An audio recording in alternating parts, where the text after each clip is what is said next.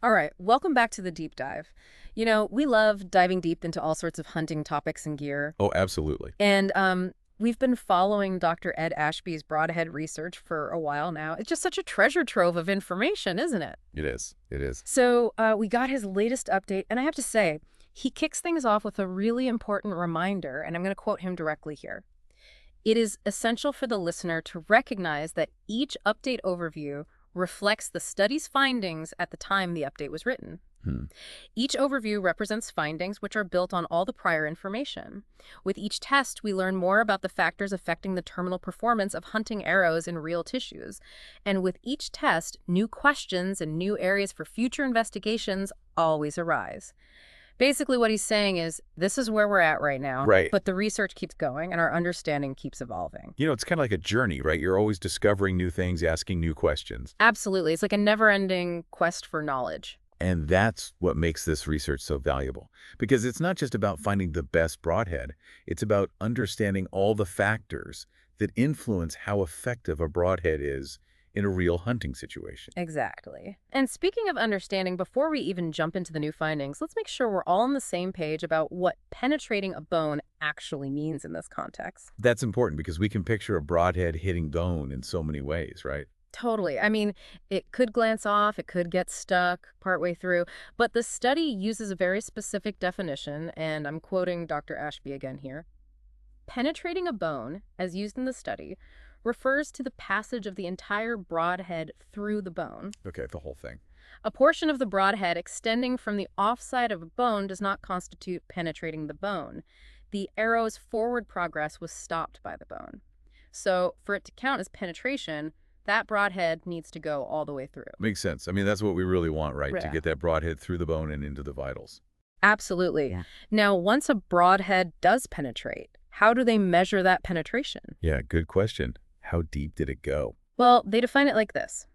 Penetration is measured as the length of the wound channel through the tissues, from the entrance wound to the bottom of the wound channel. So basically how deep that wound channel is. Simple enough. But there's a little catch when it comes to comparing penetration results, and Dr. Ashby points this out. As previously noted, the penetration of shots giving an exit wound cannot be directly compared to that of arrows stopping within the tissues. Oh, right, because once it's out of the animal, it's not hitting anything anymore. Once the arrow exits the animal, the medium being penetrated has changed. After exit, the arrow is penetrating through air. So a broadhead that exits might look like it penetrated deeper, but it's not really facing the same resistance the whole way through. That's a really important point to keep in mind, especially when you're looking at different broadhead comparisons. Just because an arrow goes through and through doesn't mean it was necessarily better at penetrating bone and tissue. Right. So let's talk about some of the broadheads that did really well in this latest update. The study mentions best quality broadheads. And you might think, oh, those must be the top performers, the best of the best. Yeah, I'd assume that. But it actually has a specific meaning. Here's how they define it. To be designated a best quality broadhead, a broadhead must demonstrate good structural integrity on heavy bone impact and good edge retention on all shots. Okay, so toughness and sharpness. Exactly. Being a best quality broadhead does not imply that the broadhead is the best choice for you to be using when your arrow impacts a heavy bone. Best quality merely means that the broadhead is of quality materials and construction. So it's like a baseline of quality, Right. but it doesn't necessarily mean it's the ultimate bone crusher. So then what about the really, truly top performers? Those are the ones they call benchmark broadheads. They explain it this way. Some broadheads have performed well enough to achieve best of the best status. Those broadheads, which are not only of quality materials and construction, but also demonstrate outstanding performance on heavy bone impacts. So those are the ones that really stand out. Exactly. They set the standard for their type. And which ones are currently holding that benchmark title? Well, this update names them specifically. By virtue of their long, unblemished record of performance, the 190 grain grizzly, the modified grizzly, 190 grain grizzly narrowed to a 1-inch cutting width with a resultant 170 grain weight, and the Ben Pearson deadhead remain alone as benchmark broadheads.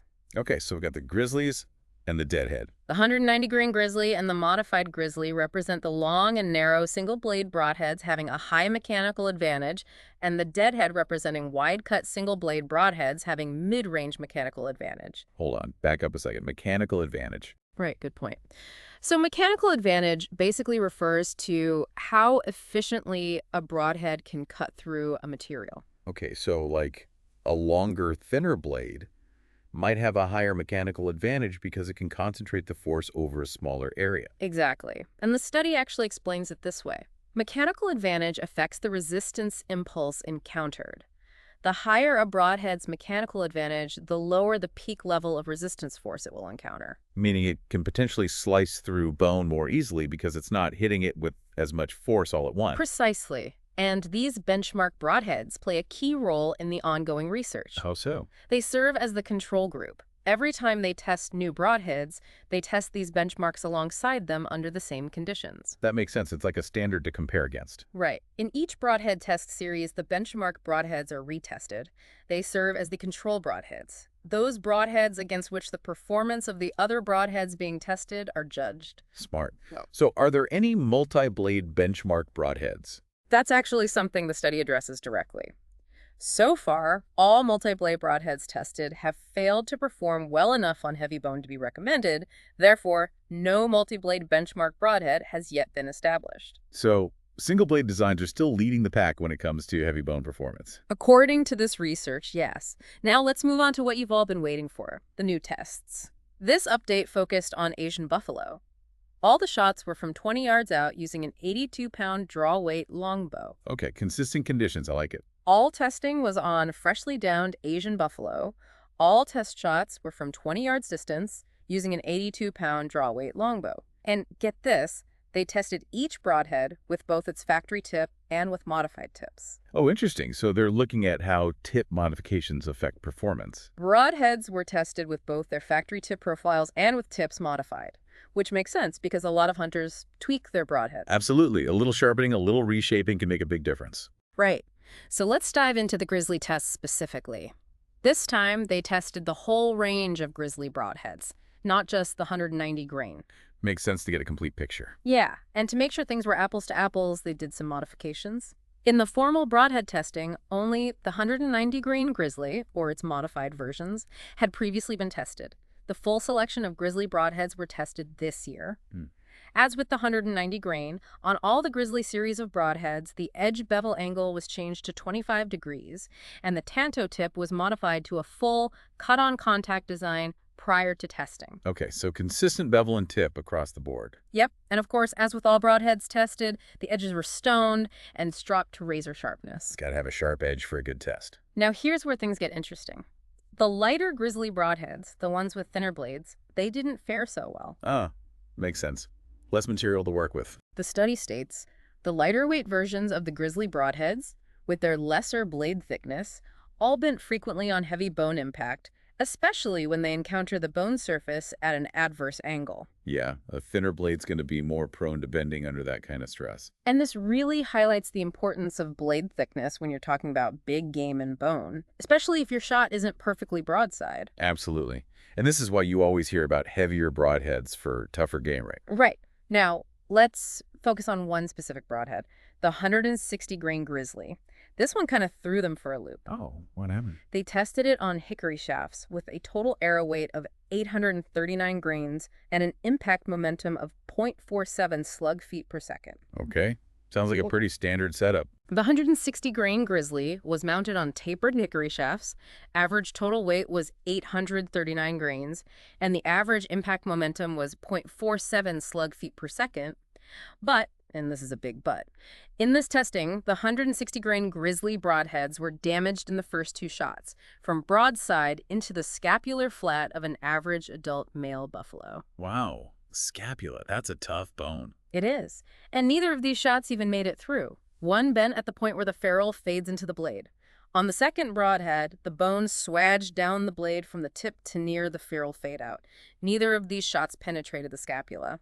This was far from the outcome that was expected from the 160 grain grizzly. So a bend and basically a crush. Yeah. That swaged down description is pretty vivid, isn't it? It's like the bone just squeezed the blade out of shape. And this was unexpected. Totally unexpected, especially given the track record of the heavier grizzlies. So they started digging into why this might have happened. Okay, what were the leading theories? Well, remember how we talked about mechanical advantage? Yeah, the longer, thinner blade having an advantage. Right. Having equal blade thickness The only variables between the 160 and 190 grain grizzly are the differing mechanical advantage and/or a potential metallurgical difference. So they're looking at the design difference, Right. and they're also looking at the possibility that the steel itself is different, Interesting. and that swaging really made them suspicious about the steel. Yeah, if it's getting deformed like that, it makes you wonder about its hardness. Exactly. So they did some Rockwall hardness testing, and here's what they found. Rockwall testing of the two bent 160 grain broadheads shows a hardness of R50. Lighter weight models of the grizzly showed a hardness from R48 to R49. The manufacturing specification is for R50 hardness. So those lighter grizzlies were right on the edge of the acceptable hardness. At the edge. But here's the kicker. The 190 grain grizzly has been subjected to random sample hardness testing many times, and none have ever tested below R52, none above R55. Whoa, so the 190 grain is consistently harder. Significantly harder. And the study concludes that while the mechanical advantage might play a role, they think the steel hardness is the main culprit. Makes sense. A harder steel is going to be more resistant to bending and deformation. Exactly. The 190 grain grizzly's higher mechanical advantage may account for the performance difference between the 160 grain and the 190 grain grizzly broadheads. Having a higher broadhead mechanical advantage means resistance forces are spread over a more extended time period, reducing the peak level of resistance force. However, the 160 grain grizzly swaged by bone is suggestive that differing metal hardness is the more likely culprit. And that's why the 190 grain and the modified grizzly remain the benchmarks. Right, he really drives that point home. The 190 grain grizzly and the modified grizzly are the most tested broadheads in the study, and are the broadheads I use for my own hunting, except for turkeys, where I use the Pearson Deadhead. They have been subjected to far more punishing impacts than those which damaged the 160 grain model of the grizzly. He's put them through the ringer. Not a single 190 grain grizzly or modified grizzly has been damaged in any manner by any impact with any tissues of any animal. They remain the best performing benchmark broadheads, those against which the performance of all others must be judged, including that of their siblings. So there you have it. Those are the ones to beat. Tough act to follow. Now let's move on to some of the other broadheads that were tested. Okay, what else did they put through the paces? Well, they looked at the G5 Scout. And let's just say it didn't fare too well. Ooh. Here's the rundown. The small secondary blades proved tedious to sharpen. The Scout's tip suffered a 100% bend break rate on rib impacts. 100%. Though it did reduce the frequency, tip modification did not stop all tip bends with the G5 Scout broadheads. One can only conclude that the quality of metal used is insufficient for use in a broadhead. Ouch. So even with modifications, the tip was still a weak point. It was a major weak point, and this brings up another important takeaway from this research. They found that even a small bend in the tip can significantly reduce penetration. Really? Even if the main blade is fine? Even if the main blade is perfectly fine. Tip bends substantially affect outcome penetration, even if the bone is penetrated. Comparison of the post-bone breaching penetration of rib impact shots on which the broadhead's tip curled and the main blade remained unbent against the same broadhead and shaft combination when the tip did not curl indicates that even very tiny tip curls cause an average penetration loss of 14% after the bone has been breached. 14%. That's a huge difference. It is. So having a strong, durable tip is absolutely crucial. Makes you think twice about those super thin needle-like tips. It does. Now, despite those tip issues, some broadheads did manage to make it into the best quality category after tip modification. Okay, which ones managed to pull that off? Let's see. They list the Stos 160 grain, the Blackstem 125 grain, and the Wolverine 160 grain. And remember how they were using that cut-on contact Tanto tip modification? Prior tip testing determined that a cut-on contact Tanto profile tip design is the most effective. All modified tip testing of the above broadheads was conducted with cut-on contact Tanto tips. So that Tanto tip seems to be the ticket. It seems to be a really good option for a lot of broadheads. Now, the Wolverine had a bit of a unique situation with its tip. It is worth mentioning that the Wolverine never suffered a tip curl, with the unmodified tip breaking rather than bending. Oh, so it would just snap off. Pretty much. The Wolverine requires the addition of a wide Tanto tip to prevent tip breakage. But here's the interesting thing. It is of note that post-breaching penetration measurements indicate that it is preferable for a tip to break rather than bend, but of course it is far more preferable the broadhead's tip remain undamaged. So a broken tip is actually better than a bent tip when it comes to penetration, but obviously a completely undamaged tip is the best. Well, that makes sense. A bent tip is going to create more resistance as it's going through. Yeah, right. It's like trying to push a hook through something. Now, a few other best quality broadheads deserve a mention. There's the Abior Custom. It had a flat chisel tip that was chipping on bone impacts, but once they modified it to a tanto, problem solved. There's that tanto tip again. The 125 grain Abior Custom flat chisel tip, which chipped at the corners on almost every bone impact.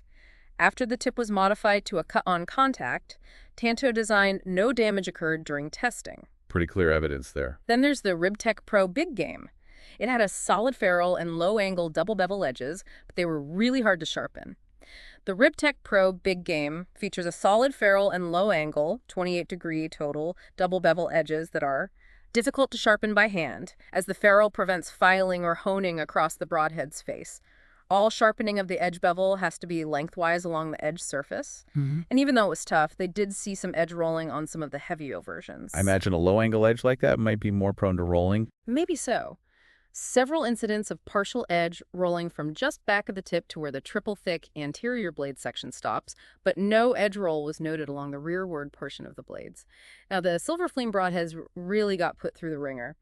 The 150 and 180 grain Silver Flame broadheads underwent an especially punishing workout with many shots into heavy bone, some into the skull from close range.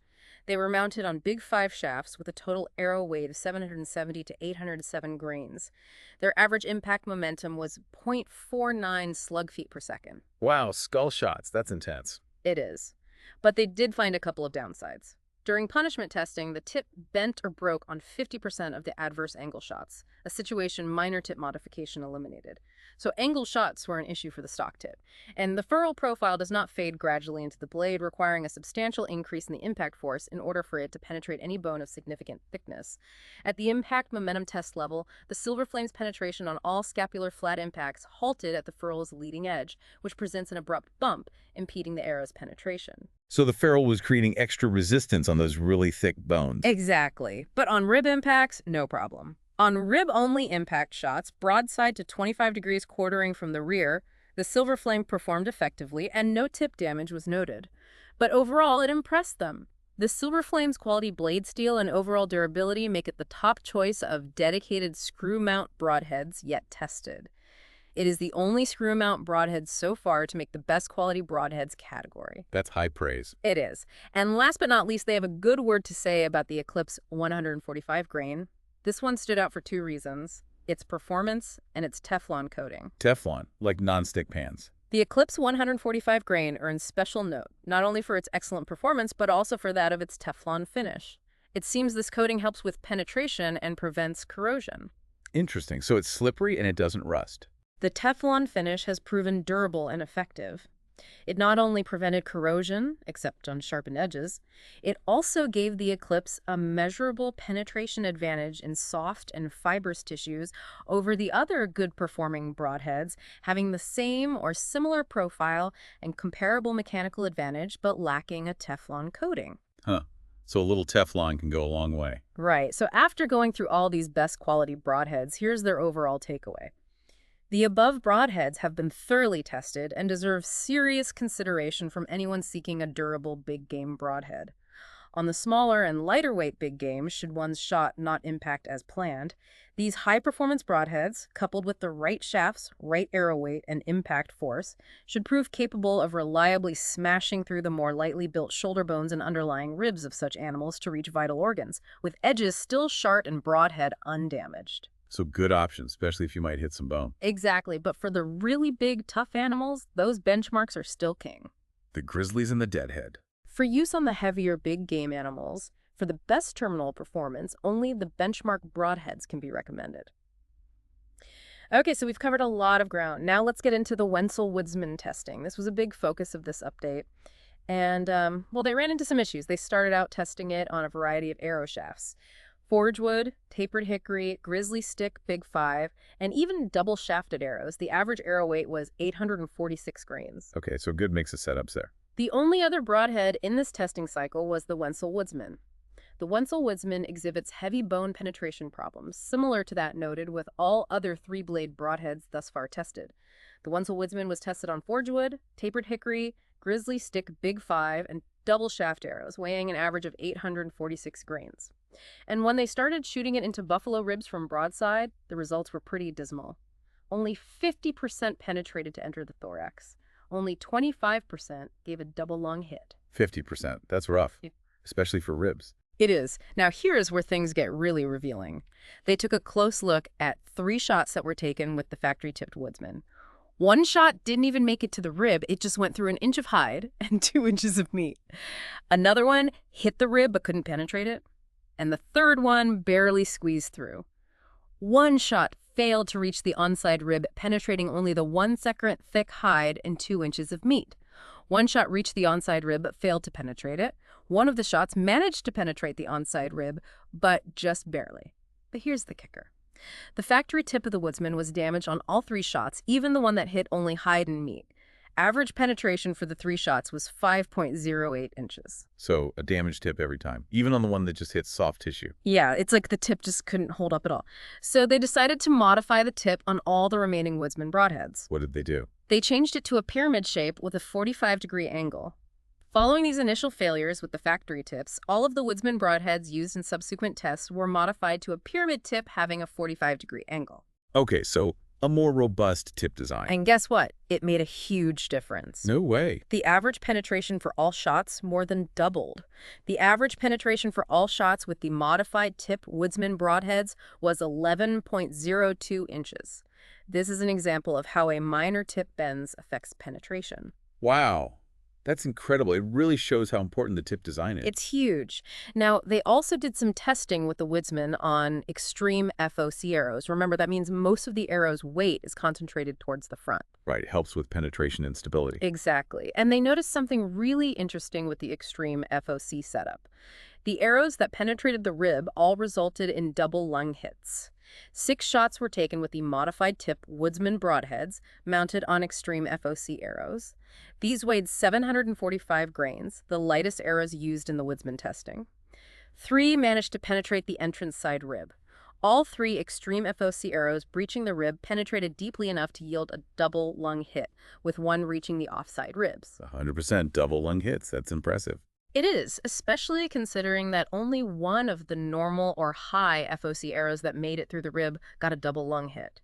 Among the 5 normal and high FOC arrows breaching the onside ribs, only one, a 967-grain double-shafted arrow, penetrated deeply enough to yield a double lung hit.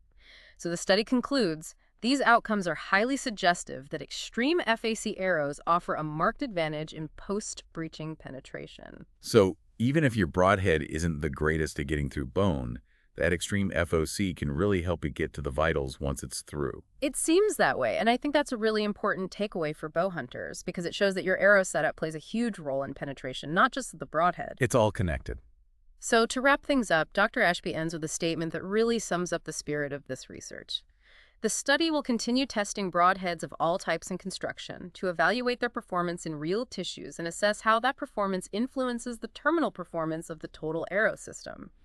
He's looking at the whole picture, not just individual components. Right. And I think that's a great lesson for us as bow hunters. We need to pay attention to our entire arrow setup, from the tip of the broadhead to the nock of the arrow. Absolutely. So let's recap the key takeaways for everyone listening. All right, let's do it. First off, the design and materials of your broadhead are incredibly important, especially when it comes to bone penetration. The tip configuration is key.